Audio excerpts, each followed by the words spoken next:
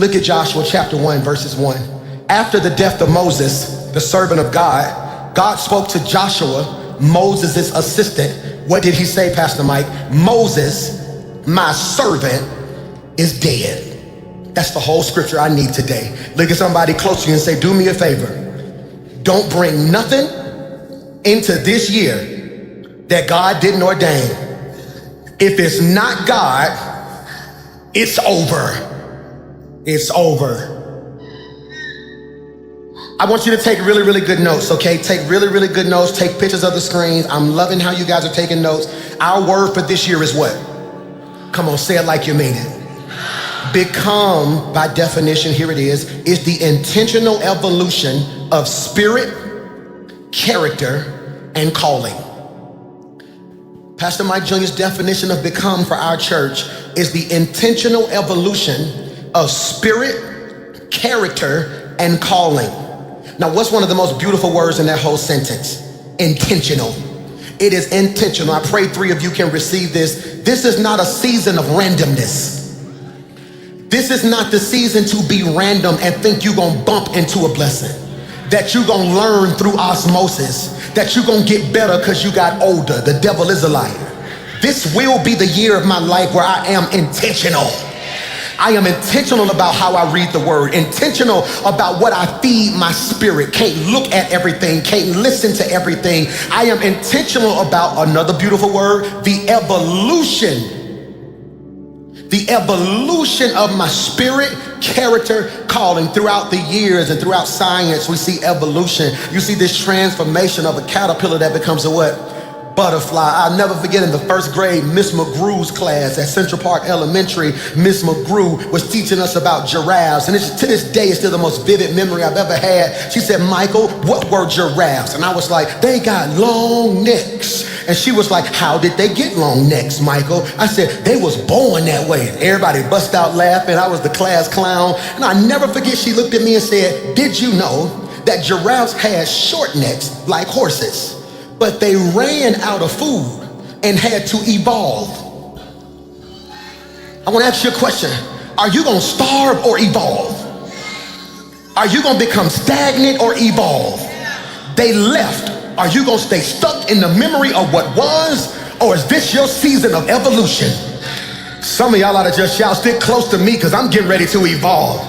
It's so much more in me than you see. Become is the intentional evolution of spirit, character, and calling. That is so important. It is the journey from who you have been to who God already sees. And I want to ask you this question. I preach this same message the first Sunday of every year until God calls me to glory. I'm going to be 90 years old on the first Sunday of every year, asking you the same question. Put this in your notes. What's your mission and what's your vision? I believe each person should have a personal mission statement. A personal mission statement. The mission statement is who you are. The vision is where you're going. I'm gonna say that again. If you're writing notes right now, you can put my mission is who I am. My vision is where I'm going. Or for the sake of this sermon series, my mission is who I'm becoming. My vision is what I'm pursuing. Preach, Michael. My mission is who I'm becoming. My vision is what I'm pursuing. Pastor Mike, what's your mission? You know it. Don't even realize you know it. It's to love God, love people, make a difference. Every morning I wake up, that's my mission. That's my life's mission. I'm gonna give God my whole heart to the best of my ability. I'm going to love people to the best of my ability. Give you the shirt off my back. I love going to doctor's visits. Every time I've ever walked in a doctor's visit with somebody who was sick or battling for their life, the nurses come in the hallway and say, can you come back up here more often? They just smile and they ain't been in good spirit. I love making people smile. I love standing before you and giving you work, that aha moment. I love when I'm teaching, then out of nowhere, I can see the light click. And you're like, I'm like, yeah, that's what I love God. I love people to my core. I love people, and my mission is to make a difference. Not to make money, not to be famous, not to be popular, not to be a celebrity, not to be the biggest pastor in the city. I just want to make a difference. I want, when God calls me home, I want testimonies being told of how that man made a difference in my life. That man made a difference in my life. That's my mission. The mission is what?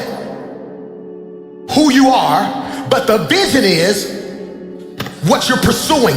Mission is who you're going to become. Your vision is what you're pursuing. See, the reason I need you to identify your mission is because too many people fail year to year because you're so caught up on what you're trying to get instead of who you need to become.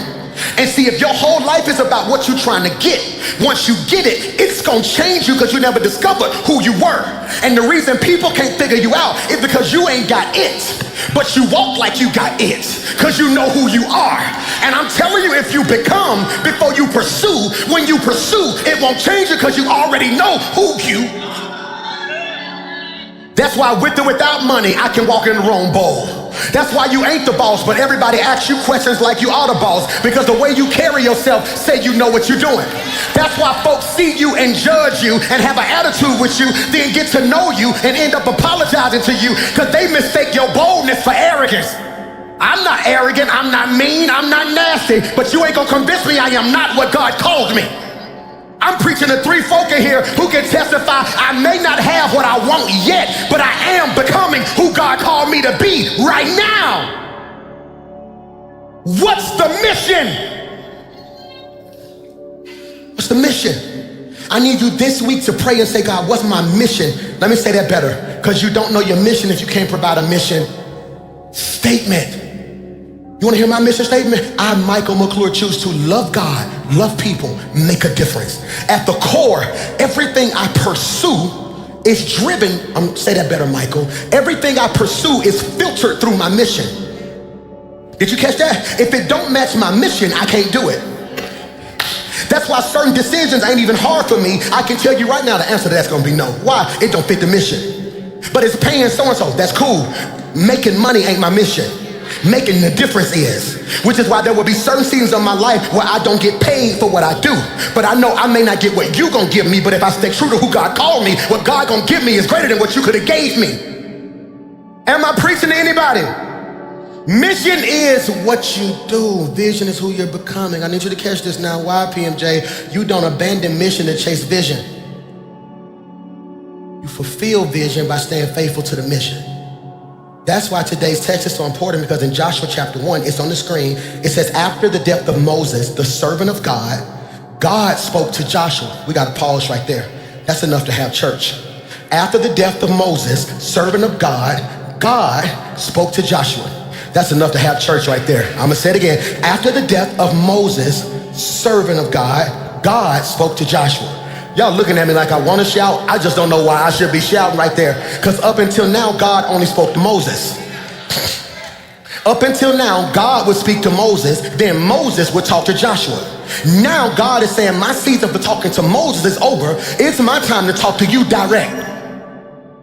Some of you finna be in an awkward season because you're so used to having prayer partners and praise partners. God said this might be the season where you got to be alone so God can talk to you for himself. I don't need confirmation when I talk to the confirmer. Did you hear what I just said? He says, Joshua, after the death of Moses, it's right on your screen, God spoke to Joshua and said, Moses, my servant, is dead. Please put this in your notes. God makes it very clear to him before he gives him his assignment. God makes it very clear to him before he gives him the assignment. I need you to catch this. Joshua is tripping. Joshua is hurting. He needs affirmation. What Joshua needs right now is for God to send an angel to him and say, Joshua, it's going to be okay. Let me explain to you why God had to do it. But I need to free you. Please put this in your notes. There are moments when God will not explain your loss. He will just simply acknowledge it. Many of you are stuck because you're waiting on God to give you an explanation. God said, I don't explain dead stuff. I move on from them. You're so busy trying to ask God why when God is waiting on you to ask him what next. Michael, no, God is telling Joshua, are y'all listening to your boy? That chapter is dead. I want to say that better. The chapter of your life with Moses is closed. You can keep reading it, but I'm on chapter 12. I want you to catch this. I love what Henry Cloud says in Necessary Endings. This may be worth writing. He says in Necessary Endings, the inability to end something that is over is the number one reason people stay stuck. The inability to end something that is over is the number one reason people stay stuck. Ooh, that's good. And can I free you? Growth always requires an ending. I want you to be careful what you say out your mouth this week. Because who been saying, let's be honest, who been saying, I gotta grow this year? What you really been saying is, God, what do I need to end? Because in order for something to live, something gotta die. Yeah. So I'm really believing God's gonna grow me to where I'm gonna be a wife. But God said, no, I might need your season of dating to end for a while. Because in a certain state you in, you're not ready. When I'm believing God for promotion, God may be saying, well, I need your ambition to die right now. Sit still and let me work. And I came to submit and suggest to you that delayed endings create prolonged dysfunction. Delayed endings create prolonged dysfunction. I'm gonna say this, and I know everybody gonna say, man, I just put my own business out there. The places of my life that are dysfunctional is because I wasn't quite ready to close certain doors yet. And many of us don't want to end stuff because we think as we end it, we're taking a loss. Michael, many of us don't want to end stuff because in our eyes, Jackson, we think to end this is a loss. So I don't want people to think I lost. I don't want people to think I lost, because if people think I lost, they're gonna think I'm losing, which is gonna make me feel like a. So you rather walk around like a faking like a winner when you're actually losing, when the real win would have been detachment. Can I free you? Please put this in your notes. Endings are not about loss. Preach, Mike. Endings are not about loss. They are about capacity. God says, I feel my help coming now, I don't end stuff so you can lose. I end stuff so I can make room, so I can give you more. I'm only preaching to 3 of y'all who lost some stuff in 2025 and you still been trying to wrap your mind around how they could leave or how you could lose this. When God is telling you, you don't even see, I'm making capacity. I'm getting ready to send you so much, but it was certain stuff I could not send you as long as there was too much crowded space in your life. I don't know whose word this is, but I speak capacity over your life. God said, I'm making room. If they don't call back, don't call them. I'm making room. I need you to get rid of that attitude. Lose the attitude so you can get some peace. Lose the pain so you can get some joy.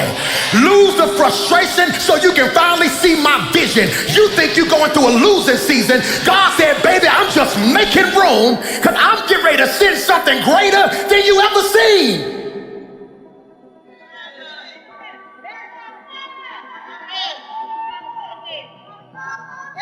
It's called capacity. It's called capacity. You over here crying about who left. You're gonna stop in a minute and realize you got more money now, because you was paying for them and you. Can I get a wet? Over here talking about I can't believe they fired me. You didn't like the job in the first place. God knew you would never quit, so God is like, I'm gonna make them leave you so you can finally see I'm up to something in your life. I wish I had 1,000 folk who would jump up, sit down and shout, make room. Look at this. Why, PMJ? Put this in your notes. Endings are not about loss. I'm going quickly. They are about capacity. Can you put this on the screen? There it is. Ending the wrong thing creates room for the right thing. Woo, that boy preaching today.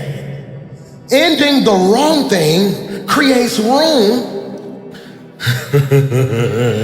for the right thing. This is critical. Joshua could never become Joshua while trying to be a continuation of Moses.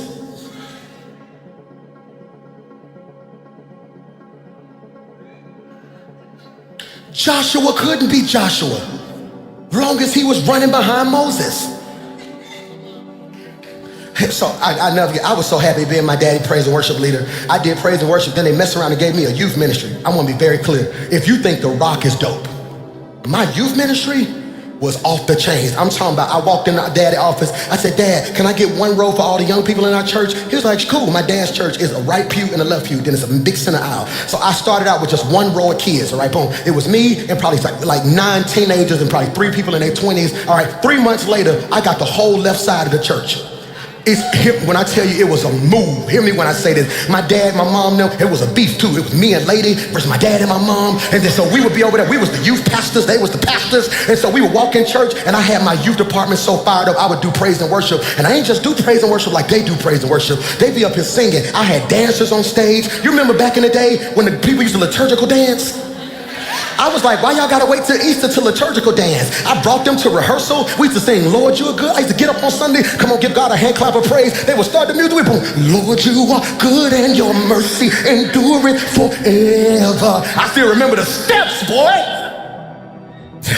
People from every, you was one of the dancers. People from every nation and tongue, boom, from generation to generation, we.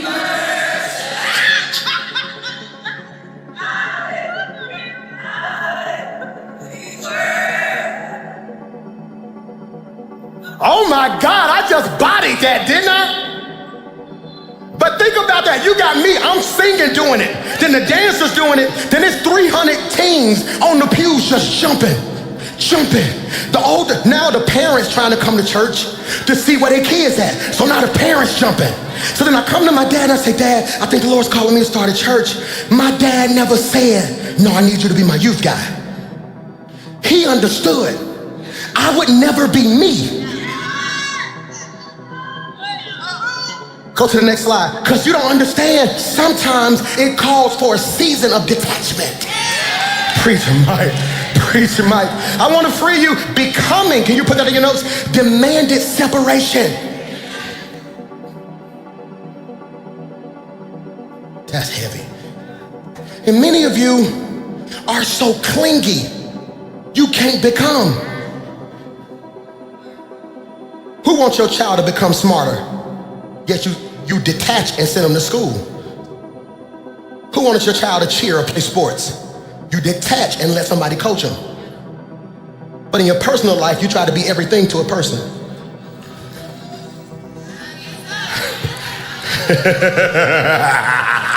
Because what we do is when we lose somebody, we make them the devil. Put this in your notes. We either deify or demonize. I should have put that on the screen. Deify or demonize. When they're good to you, we make them a god. When they're bad to you, we make them a devil. And I want to say this to you, all separations ain't evil.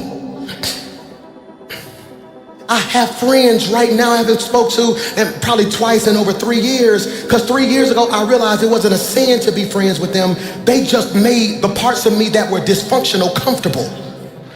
Jesus Christ, that was good. There are certain friends in my life I had to detach from because they made the parts of me that were dysfunctional comfortable. It ain't a sin to be with them. We didn't do nothing sinful. They just made it comfortable for me to complain. They made it comfortable for me to never deal with my weight. They made it comfortable for me to be the version of me that I didn't need to be. So I had to be honest and say, hey man, I love y'all. You may not hear from me as much. I'm just working on me in some areas. And if they really love you, they respect it. Only people who like the dysfunctional you make you feel guilty for trying to be a better version of you. Preach Mike McClure. How you gonna guilt trip me for trying to be what God called me? Because now it's forcing you to deal with the fact that you ain't who God called. Am I preaching to anybody today? So hear me, because most of us don't want detachment. Hear me, most of us don't want detachment because we don't want to deal with rejection. This is critical, and I came to speak over your life. I'm finna run right here. What you think is rejection is really projection. Michael, what you think is rejection is really projection, okay? You don't like this when I say this, okay? All right, who likes rejection? Okay, I ain't think so, okay? Every mama who done had a baby, give me a what? Every mama who done had to give birth to your baby, give me a what? Every mama who gave birth to your baby and rejected the baby, give me a what? No, every mother in here rejected your child. If you look at science, your baby didn't want to come out. Your baby was floating in water, having all their food brought to them, comfortable. Couldn't nobody get to them, couldn't nobody hurt them. Your baby didn't say, I'm ready. Your body did. The only reason your baby here is because your body rejected your baby. And the rejection of your baby is the birth. You got here off rejection. So if you were birthed through rejection, what makes you think their rejection gonna kill you? So when you go through rejection in your life, instead of saying what's wrong with me, you need to say, God, what you get ready to birth in me. Talking about we don't like you, good. That must mean I'm on a level that they can't comprehend yet, and God's getting ready to birth something new in me. I prophesied to 20,000 people that this will be the year of your life where God birthed a better. I gotta stop. Hear me. This is so good. This is so good. Why, Pastor Mike? Because I want you to realize Joshua is going through a type of rejection. He's sitting there. Who gonna help me preach? Joshua sitting there, right? Joshua, Moses dead. I don't know what to do. I don't know if these people gonna listen to me. I don't know what to do. It's like that. And God, put this in your notes, gives Joshua 30 days to grieve. God says, all right, Moses dead. Leave him alone.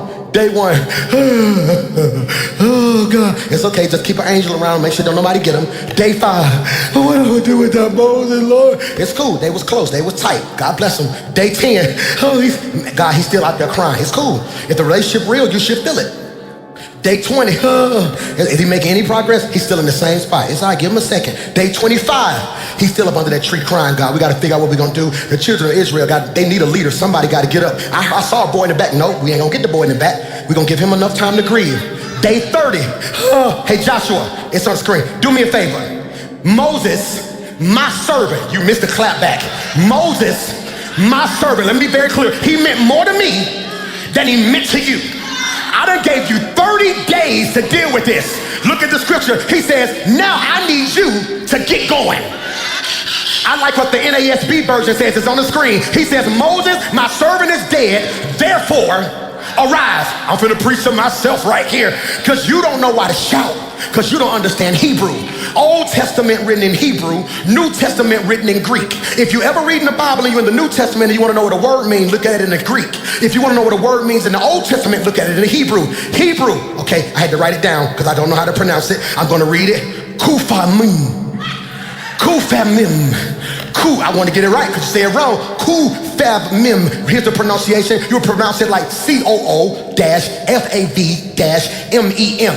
Arise in the Hebrew, kufamim, means to stand up. Michael, he looks at him and says, hey, I need you to stand up. You've been down long enough. Now here's what you got to realize. I don't need you to stand up physically. My issue ain't that you laying on the ground physically. My issue is you down spiritually, mentally, and emotionally. My issue that you ain't got no money in the natural. My issue is your mind still broke. My issue is your spiritual resistance to pressure has not evolved. Because arise implies, Michael, that something shifted internally before it ever showed up externally. You do not arise because conditions change. You arise because your calling has been activated. Okay, I want to say this. You should have never logged on today. You should have never came to church today. You should have missed this Sunday because not being activated will never be your excuse again. I speak by faith that I activate every gift in this room. I activate every gift watching me right now. Let everything God put in you rise right now. I plead the blood of Jesus over your mind, your spirit, and your heart. Consider yourself. Paul said it like this: stir up the... It is activation. Why is activation? Okay, have you ever got a new debit card and you went to go use that debit card and it wouldn't work? Why wouldn't the debit card work? You never stop to activate it. Some of the problems in your personal life is you're trying to draw from people who haven't been activated. Some of the losses you took in the past was because you was doing stuff God didn't activate you for. Preach Mike McClure. And I came to submit and suggest to you, devil, you should have killed me when you had the chance. Because 2026, I am activated. I just need you to touch somebody around you and tell them I'm just practicing to see if my anointing works. Because I speak by faith this year. When I lay hands on stuff, it's going to get healed. When I pray, things are going to shift. When I speak those things that are not, they will be so. I just wish I had 1,000 folk in the room and in the chat who can just shout, I am activated. Yeah, I see it. I feel that. Yeah, activated, activated. Somebody shout, arise. I got 7 minutes. Put this in your notes. Arise. Arise. Say it like you mean it. Arise. Put the next slide on the screen. Arise is the hinge between the promise. Say that better. Arise is the hinge between the promise and possession. Please put that in your notes. It is the space between the promise, Michael, and possession. For all my note takers, under promise, I want you to put what he said, and under possession, what he gave. So when I tell you it's your season to become, I'm saying it will determine how you manage the space in your life between what God promised you and the day God gave it to you. Most people settle because they don't know how to deal with the space in the middle. The space between, come here, David, God telling you in your daddy backyard, you are the next king. But then he leaves you in the backyard, don't give you a crown, no security, and you still ain't nothing to your family because it's a space between him prophesying and it manifesting. And some of y'all gotta be careful because there are people who will love you when it's prophesied, then kill you when it manifests. Folk don't mind being your friend when we all shouting about what we gon' get. It's hard to be your friend when you get it before me. Michael, hear me when I say this, and I'm telling you this is your season to assume responsibility. Assume responsibility. Assume responsibility. I'm 41, that means my parents in their 60s, yada, yada, yada. So this whole year of my life is assuming responsibility. Where you wanna be at in 3 years, mama? Where you wanna be at in 3 years, daddy? What you looking for? What you doing with this? I'm finna be what you finally raised me to be. Y'all set me down as a young boy, had me sitting in counseling meetings, had me sitting in this. Y'all would tell you, now it's here. So what you want? No, we're not gonna do that, we're gonna do this, we're gonna move this, we're gonna move that, we're gonna do this. What you want, mama? What's your ultimate dream? How do we get there? Let's go ahead and put this up right so. Baby brother, what you wanna do? What's in your heart? Okay, boom, boom, boom. I believe in my soul, my brother, author. When he preach, you can hear books, can't you?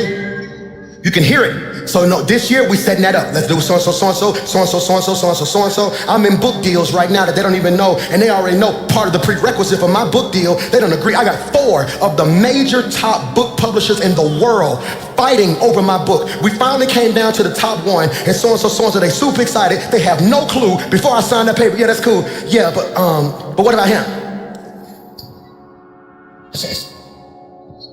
I tell you what, take some of what you're gonna give me and apply it to him. No him, no me. I'm taking responsibility.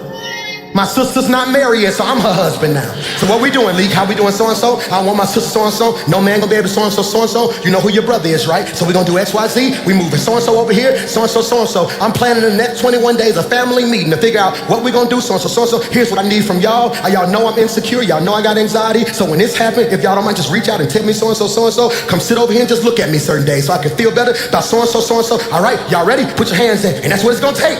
My mama got an attitude with me yesterday. I sent a little voice message, mama, you gonna do so-and-so, so-and-so. She gonna lead a family group text. Guess what D did? Put her butt right back in the good. Because I'm taking responsibility.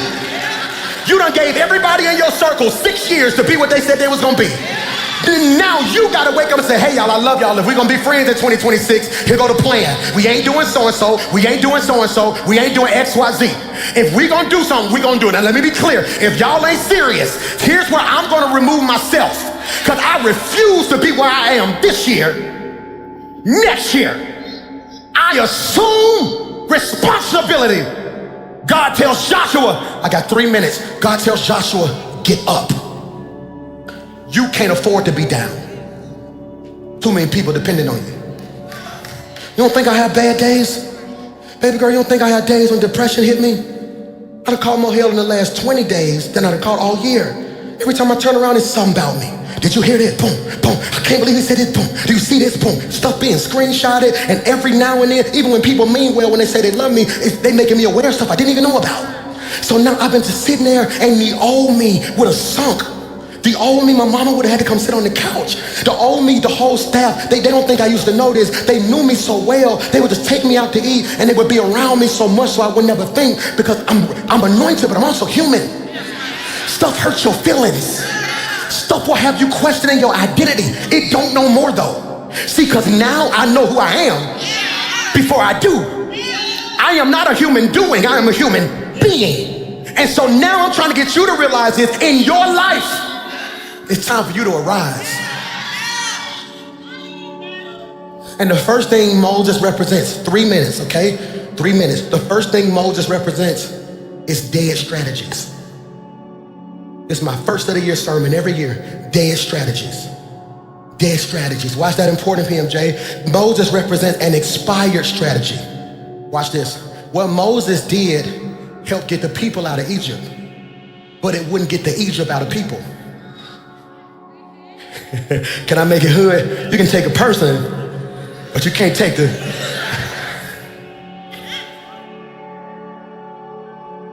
And what I'm telling you is, many of you, as you start this year, I want you to pause. Don't get upset, but if you think about it, you done made a list of goals wrapped around old strategies.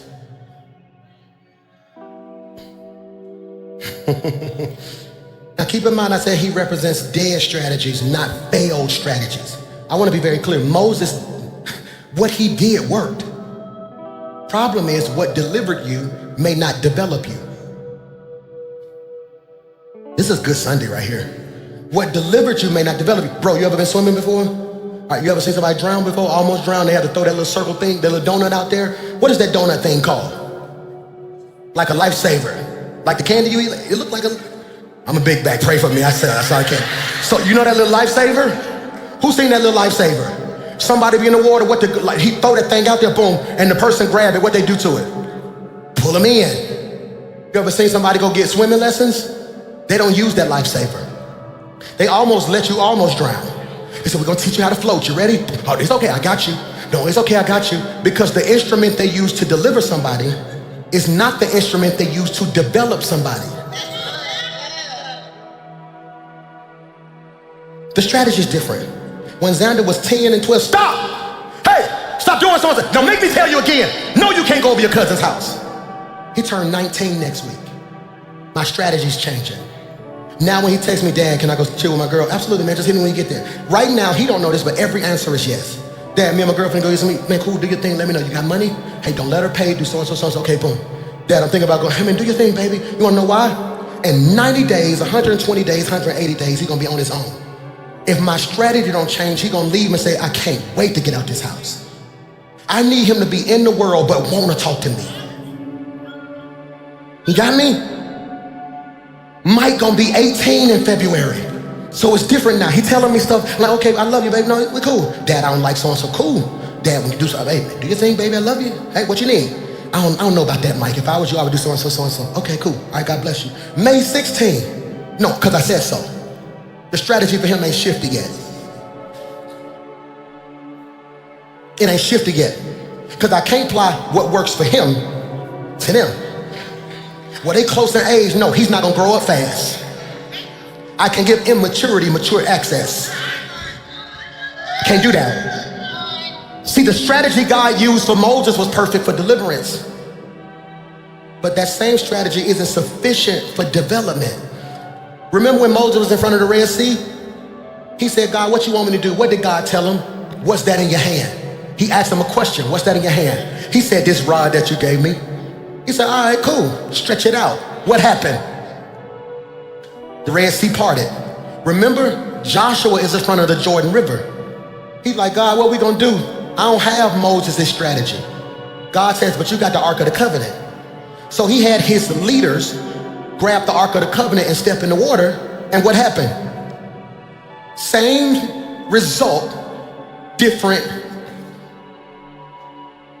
You better start mimicking what people do and ask God, is that what he want you to do? Just because it worked for them don't mean it's anointed to work for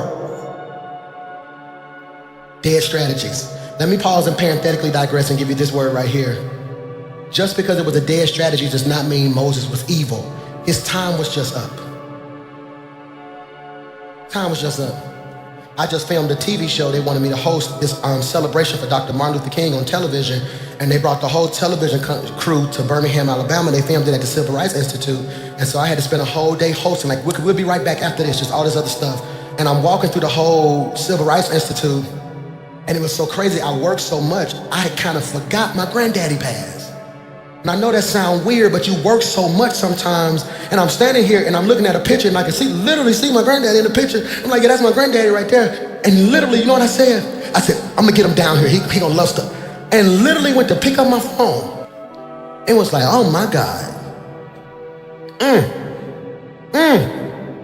And I'm just looking through everything they did for us. How they marched, how they lived. And as incredible as my granddaddy and Abernathy and Shuttlesworth and Woods and King was, if they were all here right now, that strategy wouldn't work. We not united. It was easier to boycott then. We all had to live in one neighborhood.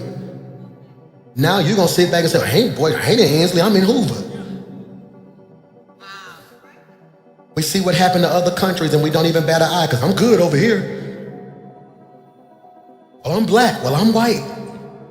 And God is like, y'all gonna adopt that same mentality? See, deliverance removes external bondages. Development confronts internal bondages. What I'm telling you right now is you free externally. It's the stuff you need God to heal you from internally. Dead strategies. Number 2, dead, next slide, seasons. Moses represents a dead season. I want to say this to you and I pray you receive it. The greatest enemy, the greatest trick or the greatest weapon that the enemy uses to stall us is unprocessed grief. He have us hurt for so long, we don't know how to move forward. Unprocessed grief. Bro, can I tell you something the Lord had me do in 2025? Feel it. I ain't even try to fake it. Let me free you. There are some things in your life you're gonna have to feel. Oh, that hurt. Who remember when I told y'all, I'm gonna see if y'all really be listening to me. I told y'all in November, hey y'all, I'm gonna take a day and just cry.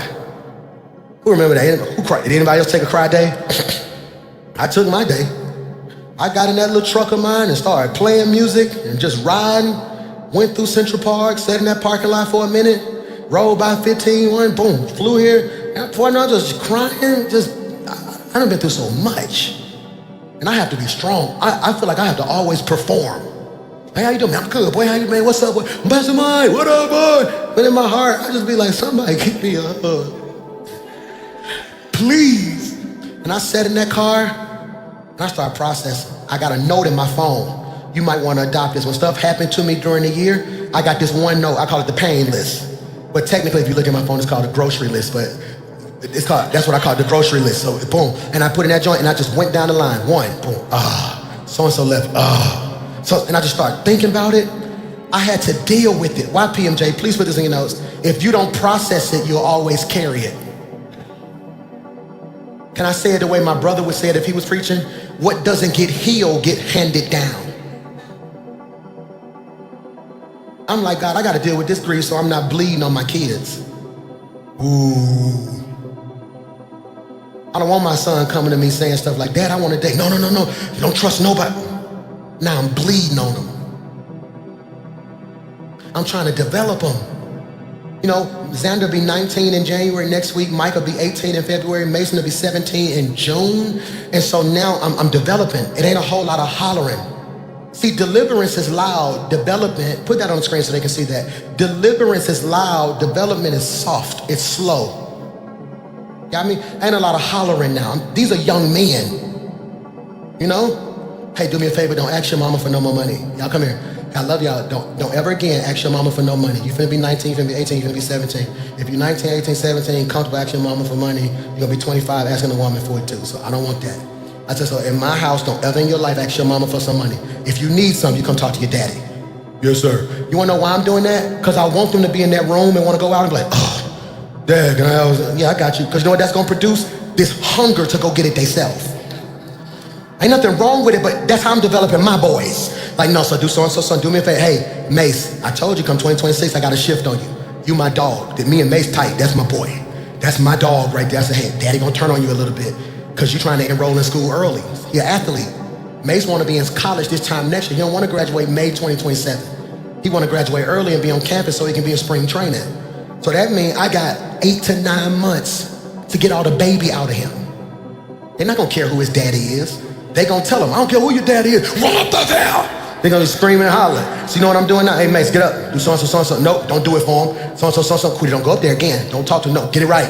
Go so-and-so. Do X, Y, Z. Do so-and-so, so-and-so. Mace, I'm gonna tell you one more time. If it happened again, you won't have a mattress when you get back. I'm gonna let you sleep on the floor. I'm that type of daddy. You're not gonna have a mattress again. He gonna come upstairs, whole mattress gone. Mace, you ain't got no mattress, do it. All right, come on, get it right. Let's go, baby. I gotta make him a man. No, see, because the problem with privilege is I'm giving him everything I never had, but I'm also not giving him what made me. So it has to be balanced. You got me? I'm trying to develop them. All my parents, hear me right here. Every leader, hear me right now. You may be trying to talk to people with a deliverance voice in a season of development. You yelling at that woman, she don't need that right now. Hey, babe, I just want to share my heart and let you know what I feel. So when you say this to me, it makes me feel like X, Y, Z. And I know you share how you, but I don't even hear you when you start screaming like that. That is dead seasons, dead strategies. Number 3, we're going home, dead squads or dead circles. Next slide, it's the last one of the day. I'm gonna get you out of here. I'll never arrive in the right place while holding on to the wrong people. Man, Michael, do I need to say that again? I'll never arrive at the right place holding on to the wrong people. I want to speak over your life. 2026, I said it on New Year's Eve, I'm gonna say it again today. The question isn't if God gonna open the door. The Lord told me he's opening doors this year. I told you, and I rarely say the Lord said, 3 doors he's opening. Doors you knocked on, doors you did knock on, and doors you knocked on. God gonna spin the block on stuff that didn't work in the past. God gonna open doors that you've been praying for, and you're gonna get phone calls to do stuff you never even dreamed you would be doing. The question isn't if God's gonna do it. The question is, are you gonna change when you get in the room? Which is why it's important before you get it to become. Father, in Jesus' name, I pray I said something that it comfort the afflicted and afflicts the comfortable.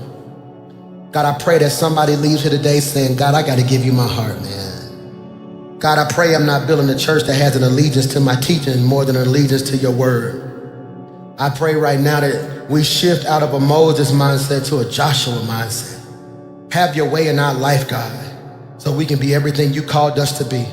For this will be a blessed year, not just on the outside, but on the inside.